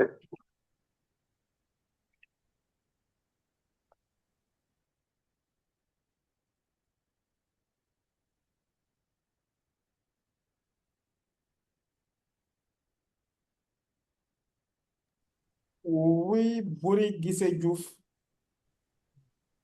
Oui, Allez-y. bonjour à tous. Bonjour, Monsieur Diallo. Merci pour la présentation et merci à l'équipe ITTE. Donc, moi, j'avais une Oui, c'est remarque quelle structure? Désolé, c'est quelle ICS. structure? ICS, ok. Oui, c'est ça. D'accord. Avec les Aminata et l'autre là, comment il s'appelle? J'ai oublié son nom. Ibrahima. Ibrahima, voilà. Voilà. Ok. Voilà. Donc, par rapport au thème, effectivement, moi, en tant que DRH, quand j'ai fait une analyse de la mobilité, je pense que, on va dire, des mouvements du turnover, il m'est arrivé de lancer une enquête de satisfaction des derniers recrues pour un peu maîtriser les motifs. Parce que effectivement, quand on recevait des démissions, je faisais des entretiens de départ. Mais souvent, quand ils sont en face des RH ou pour des questions euh, où l'employé est à l'aise ou non d'exposer réellement ce qui le motive à partir. Donc, on a eu à faire une enquête de satisfaction des derniers recrues, c'est-à-dire prendre une période, la dernière année, et voir tous qui ont eu à être recrutés à N-1, qu'est-ce qui a pu justifier qu'on ait eu un taux de départ, surtout de personnes qui n'ont pas eu à durer dans l'entreprise. Parce qu'on se rendait compte que les anciens, pour ne pas trop analyser avant d'avoir les statistiques, pouvaient s'habituer à l'entreprise, mais que les nouveaux partaient plus vite. Après, en dehors de l'âge, parce qu'on s'est rendu compte que en termes de génération, certains peuvent être plus pressés ou être plus aptes à bouger que d'autres qui étaient assez anciens et que voilà, ils jugeaient pas nécessaire de changer de travail à un certain âge. Donc, ces statistiques-là de données anonymes, parce que c'est un peu anonyme, il y avait des catégories ou des secteurs qu'on identifiait, mais le nom de l'employé était bien anonyme, nous a permis de jauger un peu où on avait des difficultés dans le onboarding, qu'est-ce qui pouvait irriter le nouveau recrue ou en tout cas l'employé en général. Et ça nous a permis aussi de réorienter notre façon d'essayer de maintenir nos talents. Donc, c'était juste un partage d'expérience pour les autres collègues qui sont en ligne au besoin. Merci beaucoup. Ok, merci Madame Guissé, Madame Diouf plutôt pour votre intervention. Un autre participant. Bonjour. Oui, cher Diassé, hein? Oui. Bonjour, Oui, bonjour, monsieur Diallo. Donc, oui, bonjour, Diassé. oui, ça va, vous allez bien? Merci. Très bien, merci, alhamdoulilah.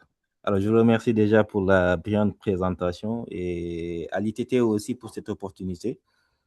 Alors, très rapidement, ma question, en fait, c'est, bon, je salue vraiment la pertinence de la présentation et sur le focus que vous avez mis, en fait, sur les attentes vis-à-vis des RH. Mais moi, en fait, je crois que il y a aussi un autre aspect, un autre volet, en fait, qu'il faudrait tenir en compte parce que il y a une très grande responsabilité, en fait, côté direction générale, côté board. Parce que aussi, à un moment donné, il faut qu'on se dise la vérité. En fait, avec toutes les attentes, on va beau vraiment mettre les outils qu'il faut côté RH, mais s'il n'y a pas une volonté politique réelle de la direction générale, je crois qu'en fait, tous ces outils-là vont être voilà, tôt ou tard rangés en fait, dans les tiroirs. Alors, ma question, c'est quoi?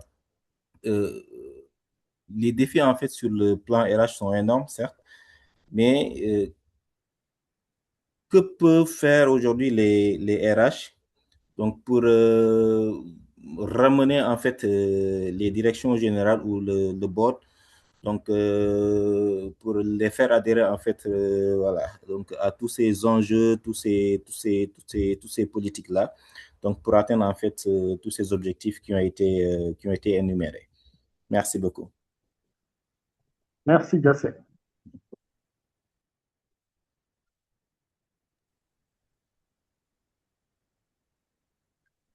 Oui, je pense on a Ndeye Ngone Leye Diaw, hein? Oui, Allez-y. bonjour à tous. Bonjour. Diallo, nous vous remercions pour cette brillante présentation et je remercie aussi ITTE pour cette formation pratique. Donc là, je voulais quand même parler un peu de la gestion des carrières du personnel. Parce que comme vous le savez, au niveau des... Nous, on est dans le secteur de l'immobilier. Nous recrutons des techniciens. Mais par rapport au turnover, on a constaté, il y a de cela des années, qu'au niveau de notre section technique, tout le temps, il y a des départs. Et à cet effet, la direction générale nous demande quand même de pouvoir mettre en place un dispositif permettant aux ressources humaines d'identifier les postes clés, c'est-à-dire les talents, afin quand même de pouvoir mettre en place des moyens pour les retenir. Mais par rapport au talent, ma question est de comment faire quand même pour pouvoir identifier les postes critiques au sein de l'entreprise afin quand même de préserver les talents au sein de notre société.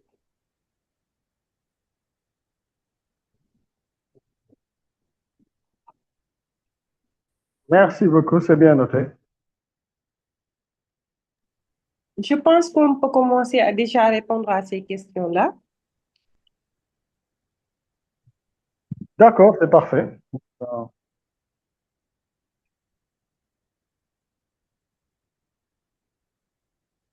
Commencer par le commencement, comme dirait quelqu'un. Oui, c'est ça. Donc, la première question, donc, c'était celle de Anna, qui disait comment faire donc, pour pouvoir améliorer donc, le sentiment d'appartenance des collaborateurs. Hein. Moi, je commencerai par un terme, c'est de les impliquer dans tout ce que nous faisons pour eux. Parce que quelqu'un avait l'habitude de dire, quand vous faites quelque chose pour moi et que je ne suis pas impliqué dans le processus, c'est que vous le faites contre moi. Donc, partant de ce principe-là, il est important donc de les impliquer dans tout ce qui les concerne. Et donc, les impliquer dans tout ce qui les concerne permettra de développer leur expérience collaborateur. Et en développant l'expérience collaborateur, on pourra renforcer donc ce sentiment d'appartenance et avoir ce qu'on appelle de la transformation par les collaborateurs. Parce que tout ce qu'on veut mettre en place dans l'organisation, si les collaborateurs donc n'y participent pas de manière active, de manière volontaire, on ne pourra pas réussir. Dave Ulrich a beau vouloir dire que le DRH est un partenaire stratégique, mais en même temps, il est un agent du changement. Quel que soit, comme le disait Diassé, je pense, les dispositifs qu'on met en place, s'ils ne sont pas impliqués dans le processus, on ne pourra pas arriver à nos fins. Donc, il est important, pour moi, le maître mot, c'est l'implication pour développer le sentiment d'appartenance. Et la première des implications, c'est les valeurs organisationnelles. J'ai beaucoup vu dans des organisations des gens chercher, donc des dirigeants chercher des valeurs pour l'organisation, s'asseoir dans un bureau, identifier des valeurs et les imposer aux collaborateurs. Et ça ne passe jamais. Donc, ils doivent être dans le processus. Donc, on peut identifier une panoplie de valeurs auxquelles les collaborateurs devraient pouvoir donc se reconnaître à travers la spécificité de l'organisation, mais il faut laisser le soin aux collaborateurs eux-mêmes de choisir les valeurs les plus pertinentes donc pour l'organisation, de sorte à ce qu'ils puissent s'identifier à l'organisation. Parce que avoir un sentiment d'appartenance, c'est d'abord en amont pouvoir s'identifier à l'organisation. Et si les collaborateurs ne s'identifient pas à l'organisation, ils ne peuvent pas développer le sentiment d'appartenance. Et ça passe d'abord par donc la définition des valeurs et de la culture organisationnelle. Donc, je ne sais pas si la réponse est satisfaisante par rapport à votre collaborateur, par rapport en tout cas à vous, mais c'est vraiment les éléments clés pour moi, c'est l'implication, c'est voilà, le développement de l'expérience collaborateur et la transformation par les collaborateurs, donc, et faire tout avec eux de manière concertée et synergisante. Donc, pour la réponse de Owens, donc, par rapport au plan de souscription,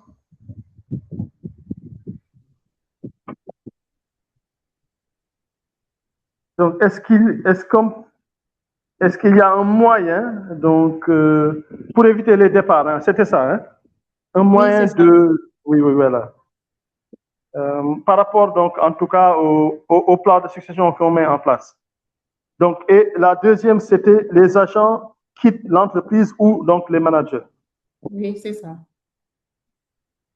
Donc, ce qu'il faut savoir par rapport au plan de succession, ce que je peux dire là-dessus, hein, en tout cas par rapport aux expériences que j'ai eues, donc, il y a deux méthodes et chacune avec ses revers. Donc, il y a une méthode dans certaines organisations où les gens élaborent les plans de succession, font des organigrammes de remplacement, mais ne communiquent pas ça aux salariés. Pour des raisons, hein, parfois, qu'on peut comprendre. Et moi-même, je l'ai vécu dans une des organisations où j'ai été, que je ne citerai pas le nom, mais où, donc, très tôt, on a travaillé sur ces questions-là. Très tôt, on a mis en place des programmes pour les managers. Et très tôt, on a vu donc certains commencer à se positionner déjà alors que l'organisation venait de démarrer. Donc c'est pour ça que certains vont préférer le garder, même s'ils le mettent en place. À tort ou à raison, hein, mais en tout cas, c'est une politique. D'autres vont dire non, mais même quand ces entreprises-là le gardent, mais par contre, quand on est en tant que collaborateur assez observateur, on pourra voir qu'on est impliqué dans des programmes, dans des processus, dans des réunions où on n'invite pas tout le monde. Ça montre quand même que voilà, l'organisation, quand même, comme on dirait en Wolof, amna fu ñu tek mi ñuy bàyyi xel. Donc, et l'autre, c'est ceux qui communiquent là-dessus de manière ouverte. Hein. Donc, on a mis en place un dispositif.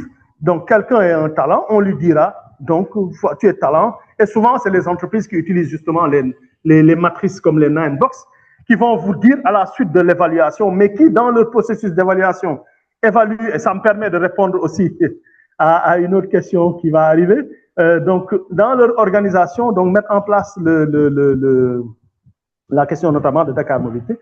Donc, dans l'organisation, donc, mettre en place donc, ces grilles-là, mais dans le dispositif d'évaluation, déjà, les gens sont assez matures pour bien évaluer le potentiel et pour bien évaluer donc la performance.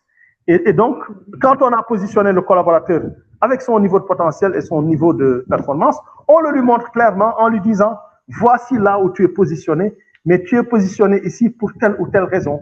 Pour que tu puisses évoluer, voici ce qu'il te faut. Donc, si tu es un professionnel remarquable, techniquement, tu maîtrises ton domaine, mais d'un point de vue leadership, tu dois évoluer. Donc, on va par exemple te mettre dans un programme de leadership, de coaching, etc., qui va te permettre de te développer personnellement et professionnellement, etc. Donc, si maintenant le potentiel de leadership est fort, mais techniquement, d'un point de vue métier, donc il y a encore des choses à faire, ben, on va l'aider à se développer dans son domaine d'activité à travers des séminaires, etc. Ou donc du mentorat. Donc, en tout cas, c'est les deux approches qu'il y a. Maintenant, c'est vrai qu'il y a des choses que j'ai survolées, j'allais dire, mais les travaux, les études ont montré, par rapport à la deuxième question, que la plupart des gens qui quittent les organisations, surtout les talents, quittent le manager, ne quittent pas l'entreprise en fait. Et que s'ils avaient un autre manager beaucoup moins toxique, ils seraient restés au sein de l'organisation. Ça, c'est déjà démontré. C'est malheureux, c'est triste, et c'est pour ça que les RH ont un rôle à jouer là-dessus. Parfois aussi, bon, c'est une des erreurs que nous faisons, on préfère ne pas confronter certains managers parce qu'on considère qu'ils ont beaucoup de pouvoir dans l'organisation, surtout quand dans des industries, c'est les directeurs d'usine ou des directeurs techniques, ils ont beaucoup de pouvoir. Les directeurs financiers aussi, on le sait, en général, beaucoup de pouvoir, remplacent le DG quand il est absent. Et souvent, certains DRH ont peur de les confronter et voilà, et malheureusement, ils continuent d'exercer cette toxicité-là qui permet donc malheureusement à ces talents-là de partir et qui est une grosse perte pour l'organisation. Et c'est pour ça que j'appréciais énormément une organisation comme Nestlé, où par exemple on vous disait dans la gestion des talents et des performances, quand un manager vient et dit que mon collaborateur est un faible performeur ou c'est pas un talent, etc. Donc non seulement il faut pouvoir clairement le démontrer, mais on va vous demander, même vous en tant que manager, est-ce que vous avez mis en place des plans d'action pour le faire évoluer? Ben, si vous n'êtes pas capable de le démontrer, j'allais dire entre guillemets, ça va être votre fait. Donc vous préférez vous taire que d'aller le dire, si vous n'avez rien fait. Donc voilà, et ça permettait vraiment quelque part donc de changer la mentalité des managers. Mais il revient au RH, donc véritablement avec la direction générale, d'identifier les managers toxiques. Et si on ne peut pas les transformer à travers du coaching, du développement personnel, de la formation, pour moi, il faut s'en débarrasser. Oui, c'est ça. OK. Merci. Okay. Merci. OK. Donc, comme je disais tout à l'heure, donc Bala Diagne, donc de Dakar Mobilité, par rapport à la question sur les 9 box, c'est vrai que beaucoup d'organisations l'utilisent, comme je disais tout à l'heure, hein, avec le 360 degrés, c'est pareil. Donc, on l'utilise parce que c'est quand même des outils aussi qui sont parfois lourds à mettre en place pour l'ensemble des collaborateurs, surtout si, comme le BRT ou le TR, on a des milliers de collaborateurs. Ça peut être difficile de le faire, mais ce n'est pas impossible. Mais en fait, c'est des choses qu'il faut faire de manière progressive. Donc, au début, on commence donc avec le top management, les positions clés, et au fur et à mesure, donc, on va le faire évoluer parce que c'est important que chaque collaborateur puisse être positionné dans cette matrice-là. Parce que ça permet après de pouvoir voir, même parmi donc, des collaborateurs d'un même niveau, quels sont ceux qui déjà, dans le groupe, pendant les réunions, commencent à faire ressortir donc, des potentiels de leaders. Et ceux-là, normalement, dans l'évaluation de leur potentiel, ils doivent avoir des notes plus élevées que les autres. Et pouvoir se dire, tiens, celui-là, mais c'est un futur chef d'équipe. Tiens, c'est un futur chef de service, etc. Parce qu'il a déjà démontré du potentiel. Et surtout si c'est quelqu'un maintenant qui a fait une formation quand même où il a déjà un niveau de master 1 ou 2, etc. Donc voilà, un certain niveau de connaissance. Il faut pouvoir les détecter, il faut pouvoir les recenser et il faut pouvoir les préparer. Travailler sur ce qu'on appelle le readiness. D'accord? Donc, comment on fait au fur et à mesure à amener nos collaborateurs à être prêts pour aller vers des positions beaucoup plus élevées? Voilà. Donc, une adaptation progressive. Madame Diouf, donc des ICS, donc merci pour votre contribution. Hein. Donc, dans l'analyse donc, de la mobilité via le turnover, donc c'est vrai que ça peut nous permettre donc, de voir donc, éventuellement des menaces qui pèsent sur nous. Bon, on sait qu'en général, en termes de valeur cible, le turnover, on est autour de 5%, et que quand on commence à dépasser les 5% de turnover, ça devient quand même critique au sein de l'organisation et qu'il y a des actions nécessairement qu'il faut entamer tout de suite. Mais donc, vous avez parlé aussi donc, des entretiens de départ. C'est là où je vais m'arrêter. La plupart des organisations, justement, pour revenir sur les erreurs, donc, attendre que le collaborateur veuille partir pour faire cet entretien-là. Et c'est pour ça que l'évolution de ces dispositifs-là a prévu aujourd'hui non plus l'exit interview, qui est l'entretien de départ, mais le stay interview, donc l'entretien de rétention. Donc, de plus en plus, on demande aux RH, aux managers, donc, de faire des entretiens de rétention. Dès qu'on commence à distinguer justement les signaux faibles dont on parlait, il ne faut pas attendre que le collaborateur dépose sa démission pour venir lui parler, essayer de le retenir, c'est trop tard. Donc, il faut être alerte sur ces signaux faibles-là, donc de sorte à ce que dès qu'on les détecte, oups, on crée un entretien et on échange avec le collaborateur. Mais aussi inciter les managers pendant les évaluations à mi-parcours, les évaluations en fin d'année, à vraiment s'appesantir sur ces aspects donc, de motivation des collaborateurs et avoir leur ressenti réellement, tâter le pouls pour voir quelle est l'ambiance générale dans l'organisation, mettre en place des dispositifs, le baromètre social, etc. Donc tout ça permet donc de pouvoir corriger, on va dire, ces aspects-là. Donc, Jassé, donc un autre volet donc, à prendre en compte, donc, qui est le rôle du top management. Ça rejoint un peu quelque part la question donc, de Owens donc, par rapport au fait que est-ce que ce sont les gens qui quittent l'entreprise ou quittent le manager. Voilà, donc, mais dans un autre volet aussi, c'est vrai qu'on y allait un peu rapidement aussi, mais dans la présentation, tout ce qui concerne en fait stratégie d'affaires, stratégie donc, de gestion du capital humain, parle de façon implicite, on va dire, de ces questions. Si la direction générale, vous avez raison de le dire, n'est pas au même niveau que les RH, tout ce qu'on peut mettre en place, tout le dispositif ne servira à rien. C'est eux qui doivent pouvoir impulser ça. Donc, la stratégie globale de l'organisation, dans sa définition, dans son élaboration, doit intégrer, impliquer les RH, de sorte à ce que la direction générale puisse comprendre même les enjeux derrière. Hein. OK, moi, je veux devenir la CBAO, la première banque. Je veux donc, comment dirais-je, ouvrir X nombre d'agences, etc. Donc, ça, c'est la stratégie de la direction générale. C'est ça leur vision. Mais quand j'arrive pour leur dire, attention, vous voulez le faire, mais votre pyramide des âges, la pyramide des âges montre que la plupart des chefs d'agence qui sont au milieu de ce dispositif-là vont partir à la retraite dans les 3 à 5 ans. Oups! Les gens reculent d'un pas et se disent, tiens, il y a quand même quelque chose à voir à ce niveau-là.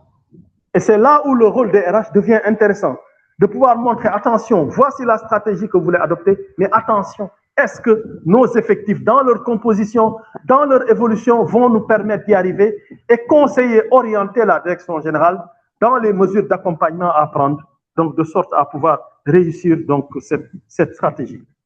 Donc ça, c'est vraiment ce que les RH peuvent faire à travers l'ensemble des outils, l'ensemble des dispositifs qui peuvent faire parler, mais aussi faire parler les chiffres. C'est important, on avait parlé tout à l'heure aussi de data-driven, donc il faut faire parler les chiffres. Les RH doivent avoir cette orientation-là, donc cette appétence pour les chiffres. Et je dis souvent, hein, à tort ou à raison, mais ça m'engage, que le meilleur des DRH, c'est celui qui a une bonne connaissance des questions de stratégie, mais aussi qui, même s'il n'a pas de bonne connaissance en finance, quelque part en comptabilité, on parlera des états financiers, a appris à mieux les comprendre et à savoir les interpréter au minimum. Parce que c'est ça aussi qui donne plus de légitimité à la fonction.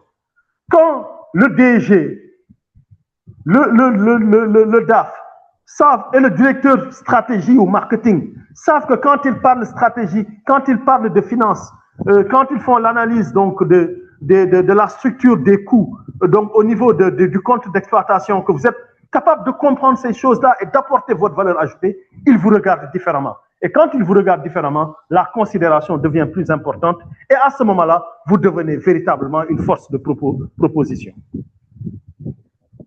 Donc voilà, donc faire parler stratégie et comprendre la stratégie. Et donc, dernier intervenant par rapport à la question, en tout cas, Ndeye Ngone Ndeye Diaw, qui est revenu sur la gestion du personnel donc, dans le secteur immobilier, avec les challenges qu'ils ont en termes de départ. Et donc, la direction générale leur a demandé de mettre en place un dispositif donc, pour identifier les postes clés. Donc, comment identifier donc, ces postes critiques-là? Donc, ces postes critiques-là, en fait, dans l'organisation, un des moyens, j'allais dire, pour les identifier, c'est de dire quels sont, moi, mes postes stratégiques.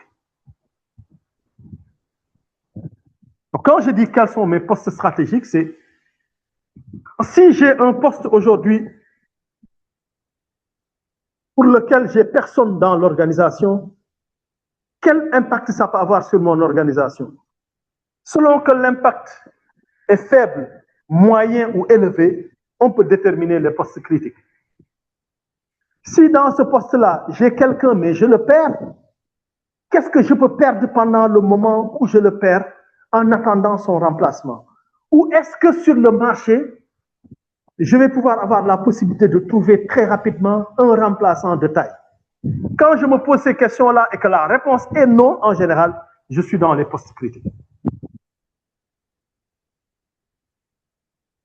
Donc voilà un peu les quelques réponses donc, que je voulais apporter en tout cas par rapport aux questions qui ont été posées en prenant en compte le temps alloué.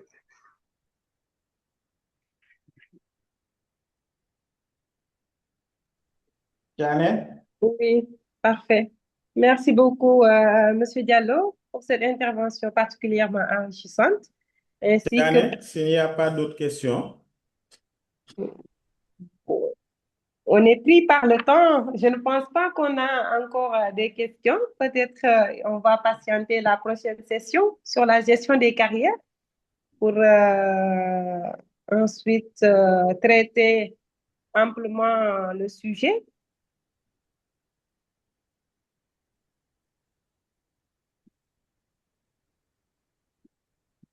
Val, c'est bon comme ça?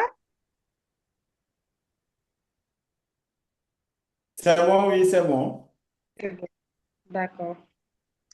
C'est parfait. En tout cas, merci à M. Diallo pour cette intervention particulièrement enrichissante, ainsi que pour les enseignements, les expériences et les bonnes pratiques que vous avez partagées avec nous.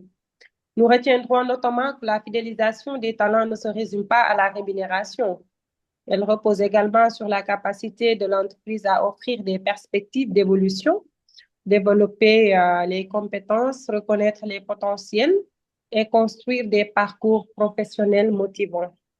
Merci également à toutes et à tous pour votre participation, votre attention et la qualité de vos questions et contributions. Chez ITTE, nous sommes convaincus que le développement du capital humain constitue un levier essentiel de performance et de transformation durable des organisations. Nous espérons que ce webinaire vous aura apporté des pistes concrètes que vous pourrez mettre en pratique au sein de votre organisation.